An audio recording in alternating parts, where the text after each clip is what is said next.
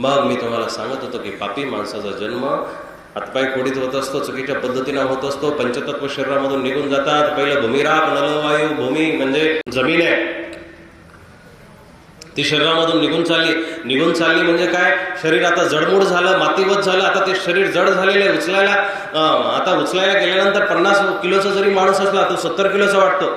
ती शरीराची आता माती झाली आपण म्हणतो.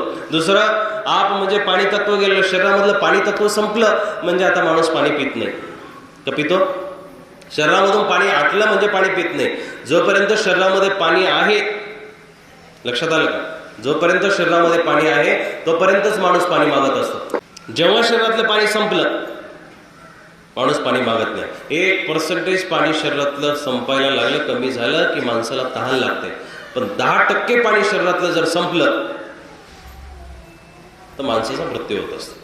10% पाणी संपलं, माणसाचा आता मृत्यूची वेळ जवळ आली ना, शरीरातलं पाणी आटून गेलं. आता त्याला तुम्ही पाणी पाजायचा प्रयत्न करता, पाणी घेत नाही. कापसाचा बोळा ठेवता, नाही घेत, पाणीच शरीरामध्ये राहिलं नाही, मग आता पाणी घेणार नाही.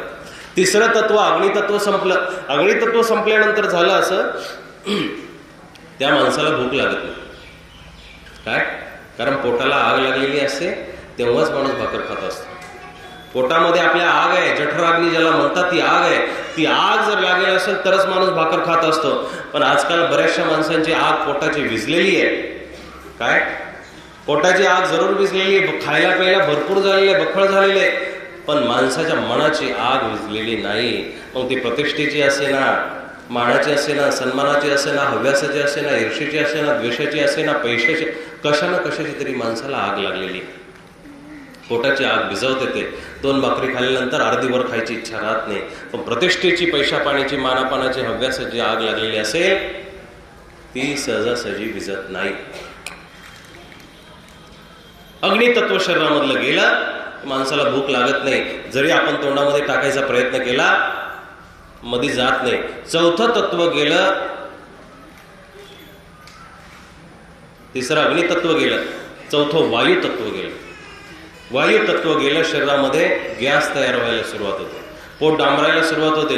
पोट आता फुगायला सुरुवात झाली, तो वायू बाहेर पडत नाही. हवा आता श्वास धापाट लागायला लागलाय, हे वायू तत्व संपायला लागलं. वायूला ओढत असतो, म्हणून वायू तत्व संपलं. आणि 5वं तत्व आकाश तत्व संपलं, शरीरामधला आवाज निघून जात असतो. आवाज गेला, माणूस आता खरखर बोलायचा प्रयत्न करतो, आवाज निघत नाही, आकाश तत्व शरीरामधून निघालं. हे पंचतत्वाचं शरीर संपलं म्हणजे माणूस मरतो. आणि दारातोंडी यम उभा राहिला, यम दिसला समोर, दिसल्यानंतर आता घाबरगुंडी सुटलेली आहे. मग शरीरामधलं पाणी पडलं, भूमी तत्व, सगळी तत्व संपली. तरीही माणसाने जेव्हा यम दारातोंडी बघितला, यम आतमध्ये नेऊन प्राण घेत नाही, पण जिथं झोपलेलं आहे, पडलेलं आहे, तिथून प्राण घेत असं. आता शरीर त्यांनी ताठर करायला सुरुवात केली. शरीर कडक व्हायला सुरुवात झाली म्हणजे काय झालं, आत्मा काढायला सुरुवात झालेली आहे शरीरामध्ये. दारातोंडी असलेल्या यमदूतांनी आत्मा काढायला सुरुवात केली, म्हणून शरीर ताट व्हायला लागलं. आणि शरीर याच्याकरता ताट व्हायला लागलं, ह्या कुडीचा, देहाचा आत्म्याशी असलेला जो संबंध आहे, त्या संबंधाखातीर तो आत्मा सोडत नाही. आपण म्हणतो ना, सगळं काही सुटलंय, पण जीव जायला तयार नाही. हे आत्म्याशी असलेलं प्रेम, आत्म्याचं देहाशी असलेलं प्रेम, तो आत्मा सहजासहजी देह सोडायला तयार नाहीये, आत्मा शरीरातून बाहेर निघायला तयार नाहीये. मग ते यमदूत आत्मा ओढतात, सूक्ष्म रूपाने या क्रिया चालतात, शास्त्रप्रमाणे सूक्ष्म रूपाने चालतात, या बारीकीनं चालत असतात ह्या क्रिया. आणि मग आत्मा ओढायला सुरुवात केली, सहजासहजी तो निघत नाही. मग तो आत्मा देहधारी आहे, तो शरीर कडक करतो, शरीर ताठर होतं. तो यमदूत प्रत्येक रोमामधून आत्मा काढत असतात. बऱ्याचशा माणसांच्या अशा अवस्था होतात की ते यमाला बघितलं आणि बघितल्यानंतर इतका घाबरला की संडास लघवी एकत्र झाली. होतं की नाही बायांना, म्हातारा माणूस ज्यावेळेस जायला लागला त्यावेळेस हगमूत एकत्र होते. त्याचं कारण असं आहे, त्याचं शरीरावरती एक तर कंट्रोल राहिलं नाही, आणि दुसरं म्हणजे दारातला यम बघितला आणि त्याची ती गर्भगळीत अवस्था झाली. अशा अवस्था झालेल्या आहे. मग अशा पद्धतीनं तो माणूस जात असतो. मग सांगायचं तात्पर्य असं आहे की पापी माणसाला यमदूत न्यायला येतात. लक्षात आलं, पापी माणसाला कोण न्यायला येतं, यमदूत. पण ज्ञान माणसाला देवदूत न्यायला येतात. कोण, पापी माणसाला यमदूत न्यायला येतात, पुण्यवान माणसाला देवदूत न्यायला येतात आणि धर्म करणाऱ्या भक्ती करणाऱ्या माणसाला साक्षात देव न्यायला येत असतं. परमात्म्याला बोलवायचं, देवदूताला बोलवायचं की यमाला बोलवायचं हे आपल्या हातात आहे. म्हणून पुण्यकर्म करा, चांगले कर्म करा. नको नको म्हणा गुंतू माया जाळी, काळाला जवळी ग्रासावया. मायाजाळ सोडा, सोडलं पाहिजे. हे मायाजाळ आता काही कामाचं राहिलेलं नाहीये.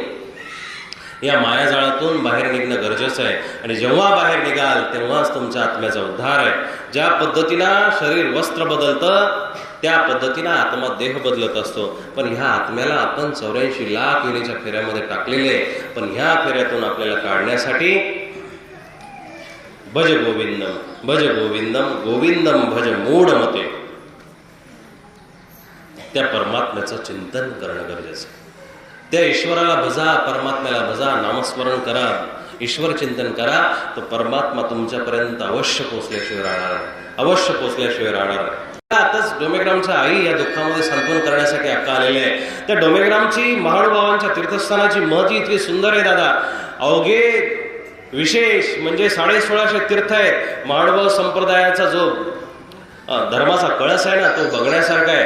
पंथ संप्रदाय आपण बाहेरची माणसं बघतो आणि त्यांना बघून आपण म्हणतो की यांचा संप्रदाय असा आहे. नाही, संप्रदाय माणसावरती नसतो, संप्रदाय ग्रंथावरती असतो, संप्रदाय देवस्थानावरती असतो. माणसं चुकीची असतात, धर्म चुकीचा नाही. देव खरा आहे, धर्म खरा आहे, माणसं चुकीची आहे. माणसं चुकतात म्हणून आपण त्यांच्या हिशोबाने धर्म धरतो. धर्म तसा नाही, धर्म वेगळा आहे. 1650 इतकी तीर्थस्थानं मानव संप्रदायाची आहे, तितकी तीर्थस्थानं दुसऱ्या कुठल्याही संप्रदायाची नाही आहे. 1650 सर्वज्ञ श्री चक्रधर स्वामींची मंदिरं महाराष्ट्रामध्ये आहेत. आणि त्याही मंदिरांमध्ये सर्वश्रेष्ठ मंदिर जे म्हटल्या जाईल ते डोमेग्रामचं मंदिर आहे. देवाने स्वतःच्या श्रीमुखाने त्याची स्तुती केलेली आहे. नागदेवाचार्यांनी स्वतःने त्या गोष्टीला प्रमाणित केलेलं आहे की प्रत्येक ठिकाणचा एक वेगवेगळा विशेष आहे. 1650 तीर्थ जरी असली तर त्यापैकी जाळीच्या देवाचं एक वेगळं महत्व आहे, फलटणचं एक वेगळं महत्व आहे, सिन्नरचं एक वेगळं महत्व आहे, खोपडीचं एक वेगळं महत्व आहे. वेगवेगळे महत्व आहे प्रत्येक स्थानांचे, प्रत्येक देवालयाचे. पण आचार्य सांगतात की प्रत्येक ठिकाणचा विशेष जरी वेगळा असला पण ते सकळही विशेष डोमेग्रामी असते. त्या सगळ्या विशेषांची मायभूमी, राजधानी आणि काशी डोमेग्राम आहे.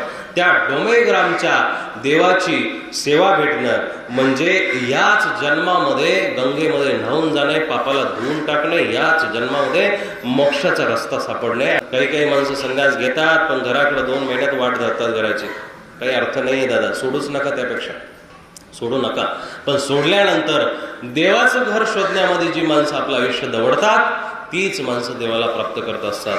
कारण टिकणारं काय या जगामध्ये सगळ्यात गोष्ट जर टिकणारी काही असेल ना ती टिकणारी तुमची नीतिमत्ता आहे, तुमचं चांगलं वागणं आहे. तुमची पुढं गेल्यानंतर पावलं उमटली पाहिजे आणि उमटल्यानंतर त्या पावलांमधून चंदनाचा, तुमच्या पुण्य कर्माचा, चांगल्या कर्माचा सुगंध आला पाहिजे. तर तुमचं चालणं आहे.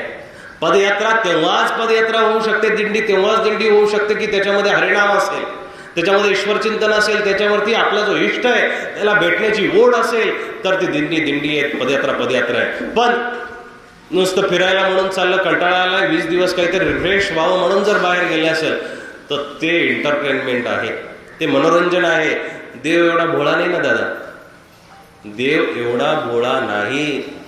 तुम्ही जेवढं त्याला समजतात ना, तुम्ही जेवढं देवांना नाव दिलेले भोळा महादेव, भोळ्यापणामध्ये तुम्ही त्या देवाला नाव दिलेले, वेगवेगळ्या पद्धतीची नावं दिलेली, ती नावं आपण आपल्या मनाप्रमाणे दिलेली आहे, आपल्या मनाने दिलेली. मनाला आपल्याला तशा पद्धतीनं देव आवडतो म्हणून आपण त्याला देवाचं नाव दिलेले.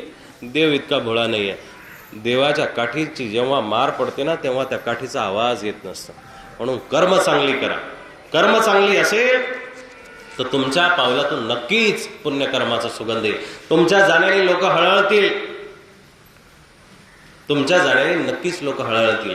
असं वागणं तुमचं असलं पाहिजे, बोलणं तुमचं असलं पाहिजे, जगणं तुमचं असलं पाहिजे. तर त्या जगण्याला काहीतरी अर्थ आहे. दगड सुद्धा हजारो वर्षापासून पडलेली ना, पडलेली की नाही? त्या दगडांचं भाग्य उजळलं नाही. झाडं झुडपं पडलेली आहे, माती पडलेली, माती मातीसारखीच आहे, मातीला काही आकार आला नाही. तिच्यावरती आकार टाकणारा भेटला का तिचा आकार बनतो, पण तोपर्यंत तिचा काही आकार नाहीये. तुमच्या जीवनामध्ये सुद्धा तुमचं कुळ, तुमचा धर्म, तुमचा देव, तुमची माणसं, तुमचे आई वडील तुम्हाला आकार देणारी भेटलेली आहे. तरी जर तुम्हाला आकार घेता येत नसेल, जे वावर नांगर चालवण्याला घाबरतं त्या वावरामध्ये कधी शेती होऊ शकत नाही. जो दगड टाकीचे गाव सोसत नाही त्या दगडाची कधी मूर्ती होत नाही. चांगल्या माणसाला सगळ्या गोष्टी भोगाव्या लागतात, त्या भोगल्या पाहिजे. कारण इथे फुलांना मरण जन्मता, दगडांना पण चिरंजीविता. बोरी बाभळी उगाच जगती, चंदन माती कुठार. अजब तुझे सरकार देवा, अजब तुझे सरकार. बोरी बावळी, बोरीच्या बावळीच्या झाडांना आपल्या पण जन्म आहे, आपल्या पण जीवन आहे, आपल्या पण कुठेही येतात, बांधायला येतात, पण चंदनाची झाडं लावावी लागतात. लावली तरी त्याचं रक्षण करावं लागतं. रक्षण जरी केलं तर 12-1 वाजता अचानकपणे ड्रिल घेऊन येतात, छिद्र पडतात, घेऊन जातात, पता लागत नाही. चांगल्या माणसाचं सुद्धा तसंच आहे, चांगल्या माणसाचंही तसंच आहे. चांगल्या माणसाला हे सगळं भोगावं लागणार आहे.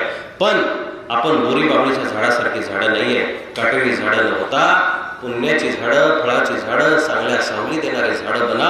आपल्या जवळ असणाऱ्या लहान थोरांना आधार द्या, तर त्या जगण्याला काहीतरी आधार आहे, त्या जगण्याला काहीतरी अर्थ आहे. वाल्मिकी रामायणामधलं एक वाक्य आहे, प्रसंग पण असा छोटासा आहे, थोडक्यात सांगतो.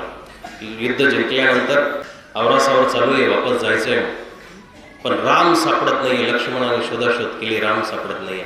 राम लंकेच्या बाहेर उद्यानामध्ये एका दगडावरती बसलेले.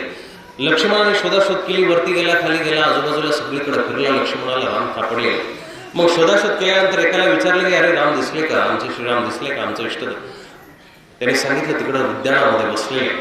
लक्ष्मण धावत पळत गेला, रामाच्या पाठीमोरा अवस्थेला तो बघत बघत तिथपर्यंत पोहोचला. बघितल्यानंतर राम बसलेले, आणि बसल्यानंतर लक्ष्मणाने जवळ जाऊन हळूच पावलं टाकत तो जवळ गेला. त्यांनी बघितलं की राम रडताय. रामाचा हुंदका लक्ष्मणाला ऐकू आला दादा, आणि ऐकू आल्यानंतर पटकन लक्ष्मण पुढे झाला, रामाची हळवटी वरती केली आणि बघितलं डोळ्यामध्ये गळगळ अश्रू आहे. अश्रू असल्या कारणानं काही न विचारता पटकन रामाला उचललं, उभं केल्यानंतर पटकन मिठी मारली, आणि मिठी मारल्यानंतर लक्ष्मणाचे बोलले, रामा बंधुराज, अरे आपण एवढं मोठं लंकेचं राज्य जिंकलं, एवढी मोठी लंका जिंकली आपण, आणि ही लंका जिंकल्यानंतर आता तुमच्या डोळ्यामध्ये आनंद अश्रू पाहिजे, आनंदाचं वागणं पाहिजे, तोंडामधून मस्तपैकी आनंदाचे उद्गार पाहिजे, पण तुम्ही रडताय. हे रडण्याचं कारण काय?